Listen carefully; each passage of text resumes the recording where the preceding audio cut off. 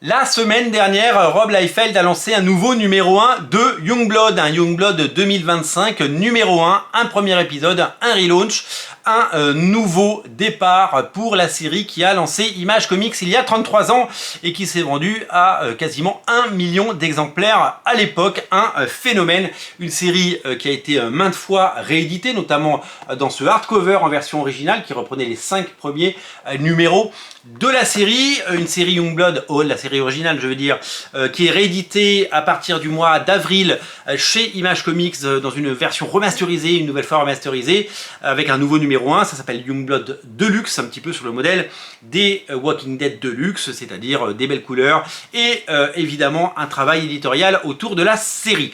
Avec ce nouveau numéro 1, Rob Liefeld a décidé de faire une pré-sortie qui nous propose de découvrir le premier numéro, non pas en boutique de comics, mais directement du producteur en consommateur. Il ne passe pas par Kickstarter, il ne passe pas par Ulule, il ne passe pas par Indiegogo.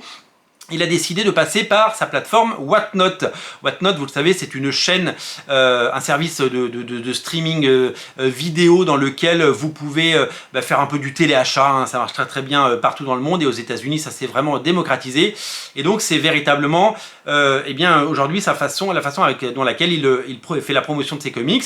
Il a son podcast, il a son compte Twitter, il a son Instagram, il a énormément de choses et il fait la promotion de ses comics. Il a décidé de non pas lancer le numéro 1 chez Image Comics partout en France, partout dans le monde, notamment aux États-Unis pour 3,99$ ou 4,99$. Il a décidé de le sortir en direct avec des versions signées, avec des couvertures limitées, tirées à quelques centaines d'exemplaires seulement, des objets hyper collector, vendus directement par ses soins et à des prix assez fous. Les premiers prix non signés commencent à 20$ pour un comics de 32 pages, dont 22 d'histoire, et ça peut monter à 60$ quand c'est signé, et même 120$ pour des éditions Chromium, etc.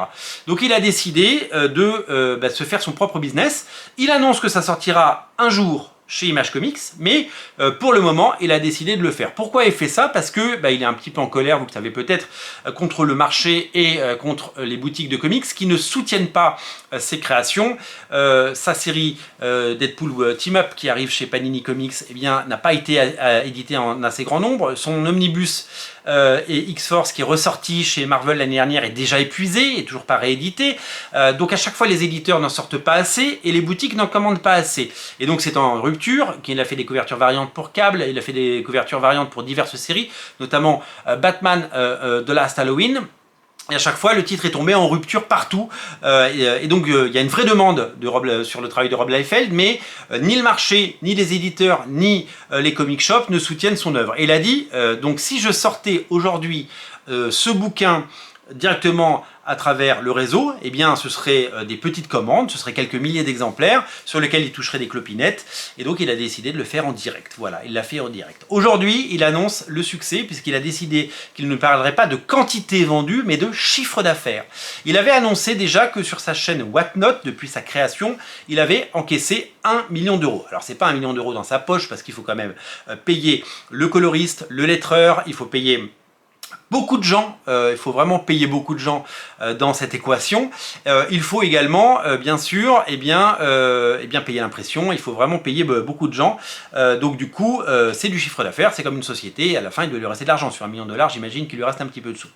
Concernant Youngblood numéro 1, il a déclaré que le titre, sur la première semaine d'exploitation, lui avait rapporté 225 000 $. C'est-à-dire que aujourd'hui, Youngblood numéro 1, le Youngblood numéro 1, lui a rapporté à sa société 225 000 $. C'est-à-dire que pour que ça lui rapporte 225 000 $ sur le marché des comics en librairie, il aurait fallu en vendre 300 000, quoi, en gros. Il aurait fallu en vendre 300 000, chose qui ne serait jamais arrivée, puisque aujourd'hui, Rob Liefeld, ils vendent plus 300 000 exemplaires d'un titre, et le marché ne peut pas soutenir un comics à 300 000 si ce n'est pas un Batman par Jim Lee. Donc, Il a fait ça et aujourd'hui il a prouvé que ça marchait et que le modèle économique fonctionnait. Donc sur ce modèle-là, il avait sorti les 2 premiers numéros de sa série Last Blood. Il a sorti le Youngblood numéro 1, il y aura certainement un numéro 2 qui va arriver très prochainement. Et donc ces numéros sortiront certainement plus tard chez Image Comics, le temps que il continue d'exploiter cette première exploitation qui en fait un véritable succès. Je ne sais pas si vous avez suivi son Instagram, mais il a fait le lancement chez Golden Apple Comics aux États-Unis, où il y avait la queue, comme en 1993, devant les boutiques pour faire signer ce bouquin, puisqu'il avait fait une édition spéciale avec une couverture spéciale qu'on pouvait venir retirer chez Golden Apple Comics. Et donc il a fait un événement qui a beaucoup fait parler. Voilà, donc il a réussi une nouvelle fois son pari, le Rob Liefeld, et il a réussi à faire de son Youngblood un véritable succès.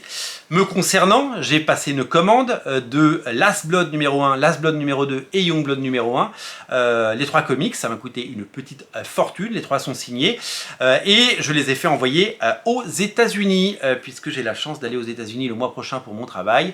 Je les récupérerai, puisque je les ai envoyés chez quelqu'un que je connais, et qui va me les remettre dans moins d'un mois maintenant, et je pourrai vous en parler sur Radio Comics. Voilà pour le succès de Youngblood. Donc je vous rappelle, Youngblood Deluxe, c'est la réédition de 16 épisodes d'il y a 33 ans qui arrive très prochainement chez Image Comics, là courant avril. La nouvelle série Youngblood 2025 numéro 1 arrive très prochainement et j'aurai les épisodes pour pouvoir vous en parler. Merci d'être si nombreux à regarder Radio Comics. Merci évidemment pour votre fidélité et n'oubliez pas de vous abonner si ce n'est pas déjà fait. Salut!